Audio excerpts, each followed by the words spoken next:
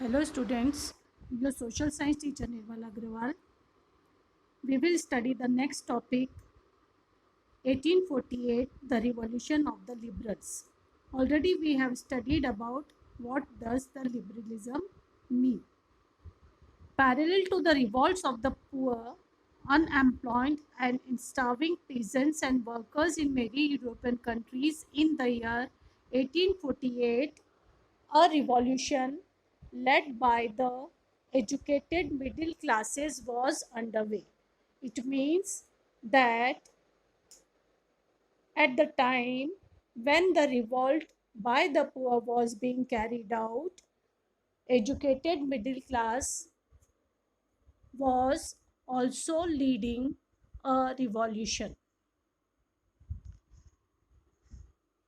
Events of February 1848 in France had brought about the abdication of the monarch Philip. We have seen that in the revolt which occurred in 1848 in France, Philip had fled, he had left his country, and a republic based on universal male suffrage had been proclaimed.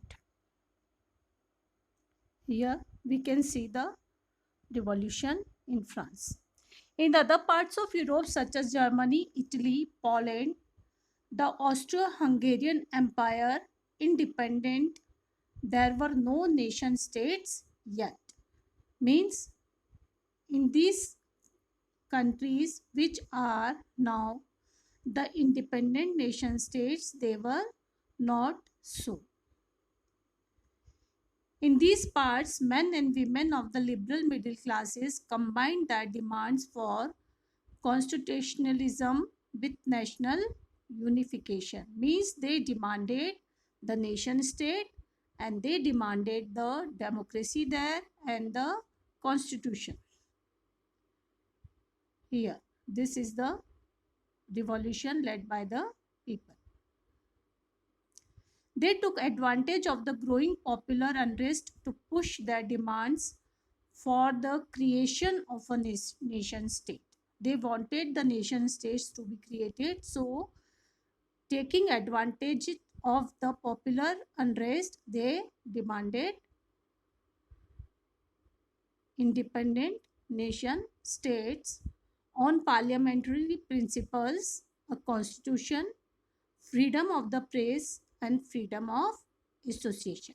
Three demands were there: constitution and freedom of the press and forming of association. Now this is the unrest shown here in the picture. In the German region, in the city of Frankfurt, a large number of political associations of professionals. We have studied in the starting that businessmen and educated people were also revolting against the monarchs, and they were also demanding the independent nation states. Political associations of professionals, businessmen, and prosperous artisans came together to vote for an all German National Assembly as per their demand. On 18th May 1848, 831 elected representatives marched in a festive procession to take their places in the Frankfurt Parliament convened in the Church of the St. Paul. St. Paul Church में one parliament was convened. Here we can see how they are marching towards the St. Paul Church. They drafted a constitution for a German nation to be headed by a monarchy subject to a parliament. Now, they were demanding for the constitution, but still they were accepting the rule of the monarch.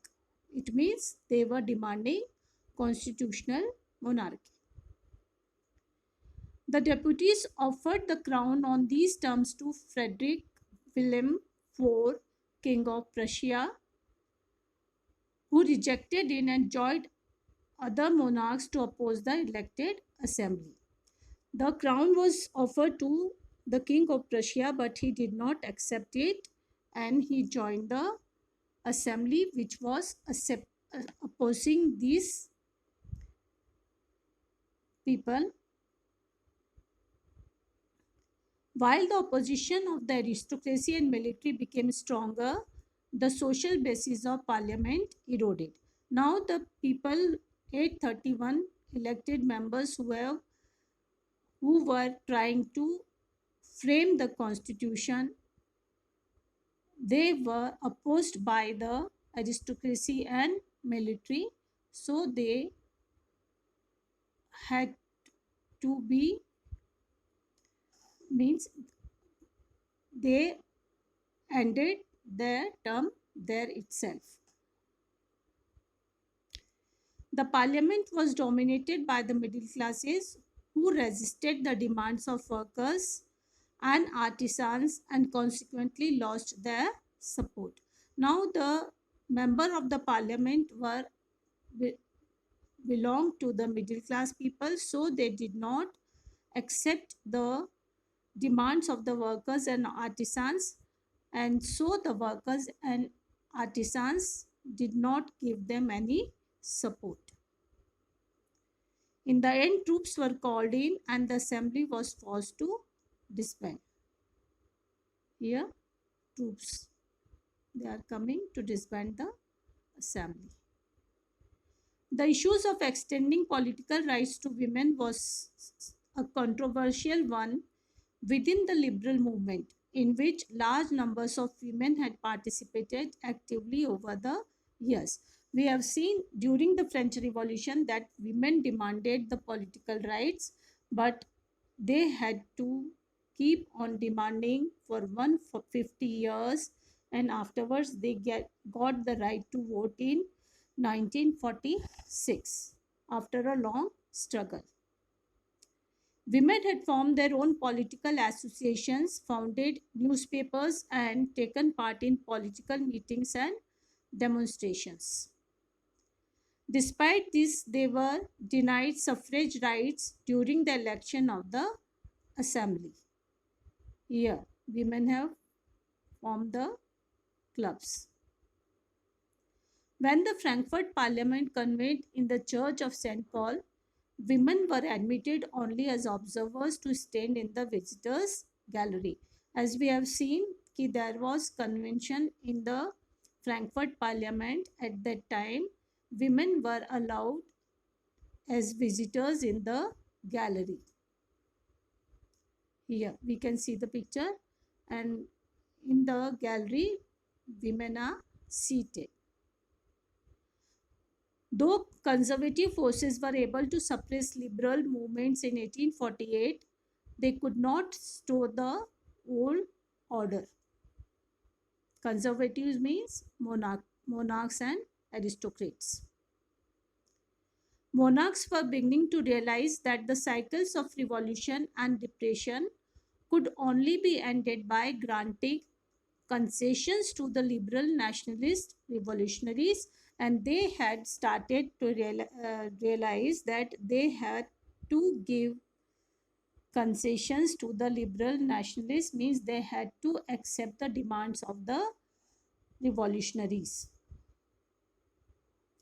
Hence, in the year after 1848, the autocratic monarchies of Central and Eastern Europe began to introduce the changes that had already taken place in Western Europe before 1850. Before 1815, we have seen that there were changes in Europe. In France, the changes started occurring in France and they spread to the nearby or neighboring countries. Thus, serfdom and bonded labor were abolished both in the Habsburg dominions and in Russia. Habsburg rulers granted more autonomy to the Hungarians in 1867. Habsburg ruler ruled in Hungary and they granted autonomy to the citizens of Hungary known as Hungarians. Here again the picture of the revolt. Thanks. Have a nice day.